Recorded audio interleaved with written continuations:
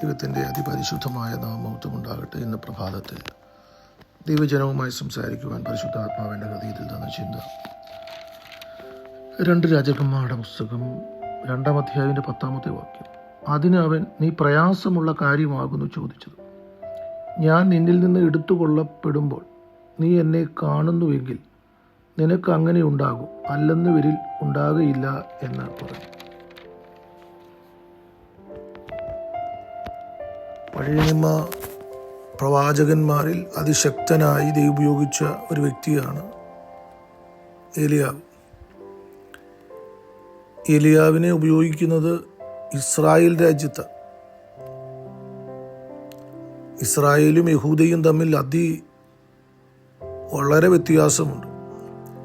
യഹൂദയിൽ രാജാക്കന്മാർ അധികവും ഭരിച്ചത് ദൈവമുള്ളവരും ദൈവഭയമുള്ളവരും ദൈവത്തെ സ്നേഹിക്കുന്നവരുമൊക്കെ. പക്ഷേ ഇസ്രായേലിൽ അങ്ങനെ ഒരു രാജാവ് ഭരിച്ചിട്ടില്ല.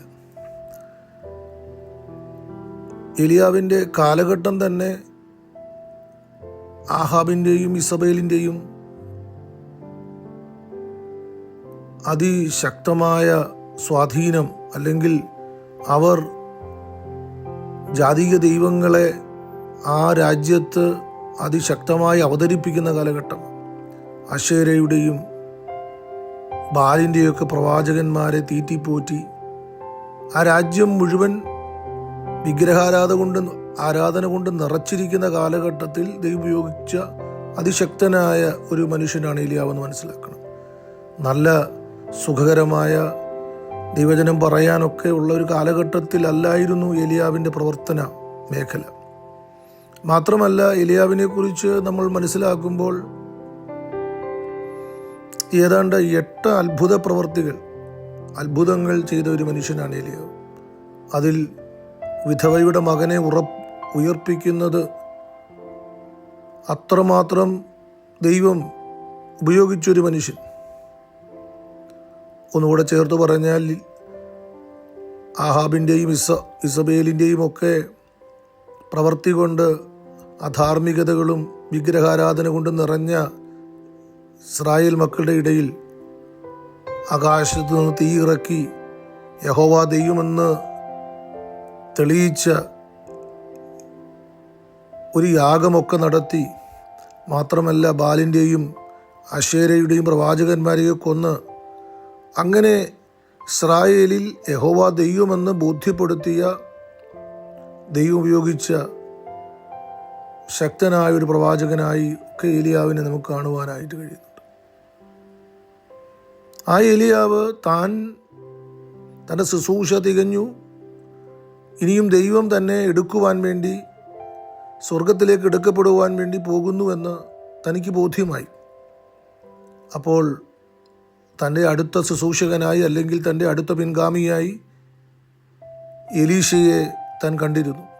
ആ എലീശ തൻ്റെ ഒപ്പം നടക്കുക. എന്നാൽ എലീശയെ താൻ എടുക്കപ്പെടുന്നതിന് മുമ്പ് തന്നെ തന്നിൽ നിന്ന് വേർപെടുത്തുവാൻ, തന്നിൽ നിന്ന് മാറ്റി നിർത്തുവാൻ ഏലിയാവ് ആഗ്രഹിച്ചിട്ടും എലീശ സമ്മതിക്കുന്നില്ല. കൂടെ എലീശ നിൽക്കുകയാണ്.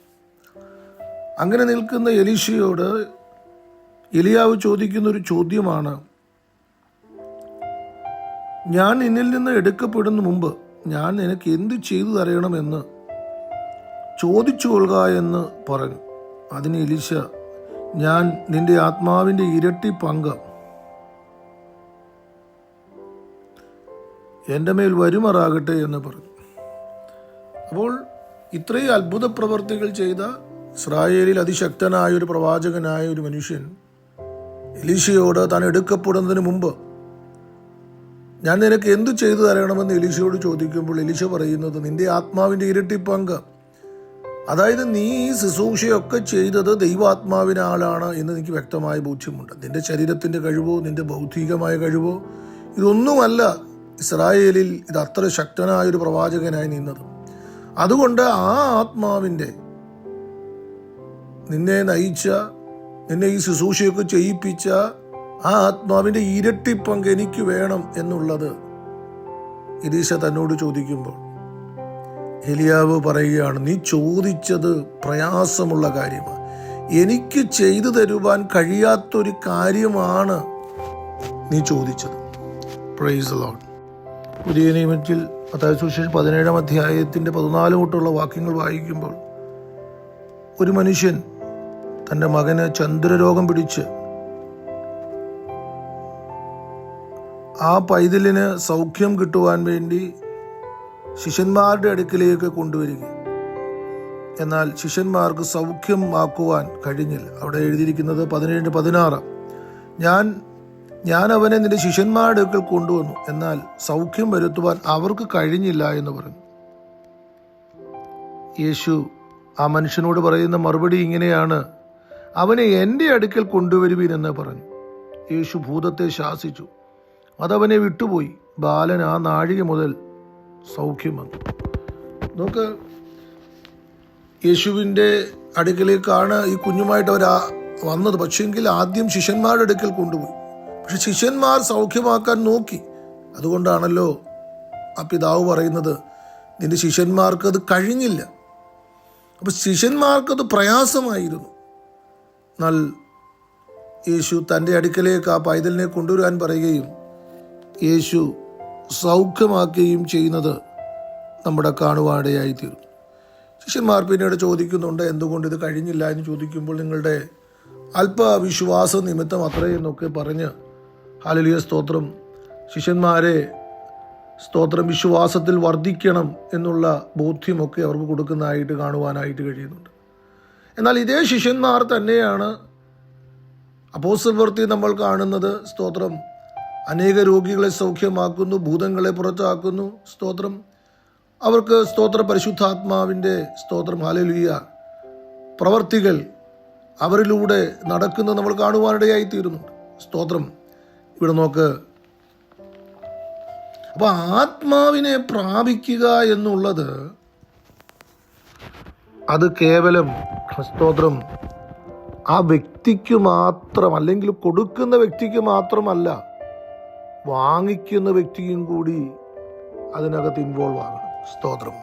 അപ്പോൾ ഇവിടെ നാം മനസ്സിലാക്കേണ്ടത്, എലിയാവ് പറയുകയാണ്, എനിക്കത് ചെയ്യാനായിട്ട് പറ്റത്തില്ല, അത് പ്രയാസമുള്ള കാര്യമാണ്. ഞാൻ എടുക്കപ്പെടുമ്പോൾ നീ എന്നെ കാണുന്നുവെങ്കിൽ, അല്ലെങ്കിൽ ഒന്നുകൂടെ പറഞ്ഞാൽ സ്തോത്രം, നീ ആ ദൈവ സാന്നിധ്യത്തിലേക്ക് വരുമ്പോൾ, സ്തോത്രം, നീ ദൈവത്തെ കാണുമ്പോൾ, ഹല്ലേലൂയ, നിന്നിൽ ഇരിക്കല്ല് സ്തോത്രം, നിന്റെ പ്രവൃത്തി പോലെ, അല്ലെങ്കിൽ നീയാണ് അത് ലഭിക്കുവാൻ ഹല്ലേലൂയ സ്തോത്രം കാരണഭൂതനാകേണ്ടത്. അല്ലെങ്കിൽ സ്തോത്രം, ഒന്നുകൂടെ പറഞ്ഞാൽ സ്തോത്രം, കർത്താവായ യേശു ക്രിസ്തു പ്രാർത്ഥനയെക്കുറിച്ച് പറയുമ്പോൾ ഒരു സ്റ്റേറ്റ്മെൻറ്റ് പറയുന്നുണ്ട്. അതുകൂടെ ചേർത്ത് പറയാമെങ്കിൽ നമുക്ക് ഇത്തിരിയൂടെ മനസ്സിലാകുമെന്ന് വിശ്വസിക്കുന്നു. യേശു പറയുന്നുണ്ട്, ഹല്ലേലൂയ സ്തോത്രം, നിങ്ങൾ ചോദിക്കുക, സ്തോത്രം, ചോദിക്കുമ്പോൾ ഹല്ലേലൂയ സ്തോത്രം, ഹല്ലേലൂയ ധാരാളമായി പരിശുദ്ധാത്മാവിനെ തരുമെന്ന്. അപ്പോൾ സ്തോത്രം, പ്രാർത്ഥനയിലൂടെ നാം ചോദിക്കുമ്പോൾ സ്തോത്രം, പരിശുദ്ധാത്മാവിനെ എത്രയധികം ധാരാളമായി തരും, എത്രയധികം തരുമെന്ന്. അപ്പോൾ ആ വ്യക്തിയാണ് അത് ആഗ്രഹിക്കുകയും സ്തോത്രം അത് ചോദിക്കുകയും അത് വാഞ്ചിക്കുകയും ചെയ്യേണ്ടത്. Price the Lord, hallelujah. നോക്കണം, പ്രയാസമുള്ള കാര്യം ദൈവത്തിൻ്റെ അടുക്കൽ കൊണ്ടുചെന്ന് നാം ചോദിക്കുമ്പോൾ അത് നമുക്ക് ലഭിക്കും എന്നുള്ളതാണ് ഈ പകൽക്കാലത്തെ എൻ്റെ ഈ ചിന്തകളുടെ ഹല്ലേലൂയ സ്തോത്രം ഹല്ലേലൂയ കൺക്ലൂഷനായി ഞാൻ പറയാൻ ആഗ്രഹിക്കുന്നത്. അതിശക്തനായ പ്രവാചകനായ എലിയാവിന് പോലും എലീശ ചോദിച്ച ചോദ്യത്തിന് എന്നാൽ ഞാൻ ചെയ്തു തരാം എന്ന് പറയാൻ കഴിയുന്നില്ല അവിടെ. കാരണം അവൻ ചോദിച്ച ചോദ്യം എലിയാവിൻ്റെ കൈപ്പിടിയിൽ ഒതുങ്ങുന്നതല്ല. Praise the Lord. എലീശയോട് പറയുകയാണ്, ഹല്ലേലൂയ സ്തോത്രം, ഒരു സാധ്യത പറഞ്ഞു കൊടുക്കുക. ഹല്ലേലൂയ, ഞാൻ എടുക്കപ്പെടുമ്പോൾ, അല്ലെങ്കിൽ സ്തോത്രം ആ ദൈവ സാന്നിധ്യം നീ കാണുന്നുവെങ്കിൽ, ഹല്ലേലൂയ ആ പ്രവൃത്തി നീ കാണുന്നുവെങ്കിൽ നിനക്കത് ലഭിക്കും. Praise the Lord. എന്നാൽ എലിയാവിന് സ്തോത്രം നേരിട്ടത് കൊടുക്കാമായിരുന്നു. Praise the Lord, hallelujah. ശിഷ്യന്മാരുടെ അടുക്കലേക്ക് വരുന്ന ആ കുഞ്ഞിനെ സൗഖ്യമാക്കാനായിട്ട് കഴിയുന്നില്ല. എന്നാൽ യേശുവിൻ്റെ അടുക്കിലേക്ക് കൊണ്ടുവരുന്നു, യേശു സൗഖ്യമാക്കും. ഇന്ന് പകൽക്കാലം സ്തോത്രം, ദൈവമക്കളെ, മനുഷ്യരായ നമ്മൾക്ക് ഒത്തിരി പ്രയാസമുള്ള കാര്യങ്ങളുണ്ട്. ലോകത്തിൽ നാം ജീവിക്കുമ്പോൾ ഒത്തിരി പ്രയാസമുള്ളത്. ഹല്ലേലൂയ, നമ്മളെ കൊണ്ട് കഴിയാത്തത്, നമുക്ക് നടക്കാത്തത് ഒത്തിരി കാര്യങ്ങളുണ്ട്. എന്നാൽ ഇന്ന് പകൽക്കാലം അതിനകത്ത് നാം മനസ്സിലാക്കേണ്ട ഒരു കാര്യം, ദൈവത്തിൻ്റെ അടുക്കലേക്ക് അത് കൊണ്ടു ചെല്ലുമ്പോൾ ദൈവം അത് നമുക്ക് ചെയ്തു തരും എന്നുള്ളതാണ് നാം മനസ്സിലാക്കേണ്ടത്. Price the Lord. ഹല്ലേലൂയ. നമുക്ക് പലതും പ്രയാസമാണ്. ഹല്ലേലൂയ. നമ്മളെ കൊണ്ട് പലതും നടക്കത്തില്ല. എന്നാൽ ഇന്ന് പകൽക്കാലം ദൈവത്തിൻ്റെ അടുക്കലേക്ക് നാം ആ പ്രയാസമുള്ളതുമായി ചെല്ലുന്നുവെങ്കിൽ നമുക്കത് ലഭിക്കും. ഹല്ലേലൂയ. എലീശ ദൈവത്തിൻ്റെ അടുക്കലേക്ക് ചെല്ലുകയാണ്.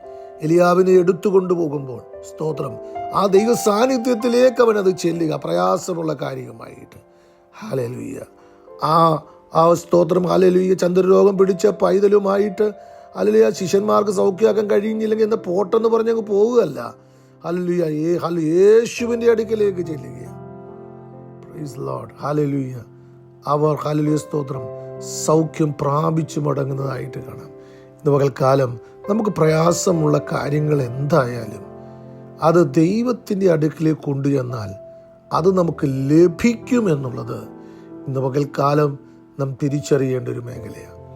ഈ പ്രഭാതത്തിൽ അതിനായി നമുക്ക് ഒരുങ്ങാം. പ്രയാസമുള്ളത് മനുഷ്യന് അടുക്കിലേക്ക് ചെല്ലുമ്പോൾ അവർക്ക് പലതും പ്രയാസമാണ്, അവരെ കൊണ്ട് നടക്കില്ല. പക്ഷെ ദൈവത്തിൻ്റെ അടുക്കിലേക്ക് നാം കൊണ്ടുചെന്നാൽ അവിടെ അത് നടക്കും, അത് സാധിക്കും. അതിനകത്ത് ഹല്ലേലൂയ നമുക്ക് ഹല്ലേലൂയ നമ്മുടെ വിഷയത്തിനകത്ത് പരിഹാരമുണ്ടാകും എന്നുള്ളത് ഈ വചനചിന്തകളിലൂടെ കർത്താവ് നമ്മളെ പകൽക്കാലം ഉറപ്പിക്കട്ടെ. ജനത്തിനു വേണ്ടി പ്രാർത്ഥിക്കുന്നു. പരിശുദ്ധനായ ദൈവം, എൻജിച്ചനായ കർത്താവെ, ഈ പ്രഭാതത്തിൽ അങ്ങയുടെ വചനം അങ്ങയുടെ ജനത്തിന് അനുഗ്രഹമാകണമേ. മനുഷ്യന് അടുക്കലേക്ക് ഹല്ലേലൂയ സ്തോത്രം ചെല്ലുമ്പോൾ പ്രയാസമുള്ളതാ, നടക്കുന്നില്ല എന്ന് പറയും. എന്നാൽ ആ വിഷയം അങ്ങയുടെ അടുക്കിലേക്ക് കൊണ്ടു ചെല്ലുമ്പോൾ ഹല്ലേലൂയ സ്തോത്രം കൊണ്ടുവരുമ്പോൾ അങ്ങത് കർത്താവെ സാധിപ്പിച്ചു കൊടുക്കുന്നു എന്നത് ഞങ്ങൾ കേട്ടു. എലിയാവിന് ആത്മാവിന് ഹല്ലേലൂയ, എലീശയുടെ ഹല്ലേലൂയ സ്തോത്രം, എലിയാവിൻ്റെ ആത്മാവിൻ്റെ ഇരട്ടി പങ്ക് എലീശയ്ക്ക് ലഭിച്ചത് ഹല്ലേലൂയ അവൻ ദൈവത്തിൻ്റെ അടുക്കലേക്ക് വന്നപ്പോഴാണ്. Price the Lord. ഹല്ലേലൂയ. സ്തോത്ര ചന്ദ്രരോഗമുള്ള കുഞ്ഞുമായി യേശുവിൻ്റെ അടുക്കലേക്ക് വന്നപ്പോൾ അവനതിന് സൗഖ്യം കിട്ടി. എന്നാൽ സ്തോത്രം ശിഷ്യന്മാർക്കോ എലിയാവിനോ സ്തോത്രം അത് ചെയ്യുവാനായിട്ട് പ്രയാസമായിരുന്നു.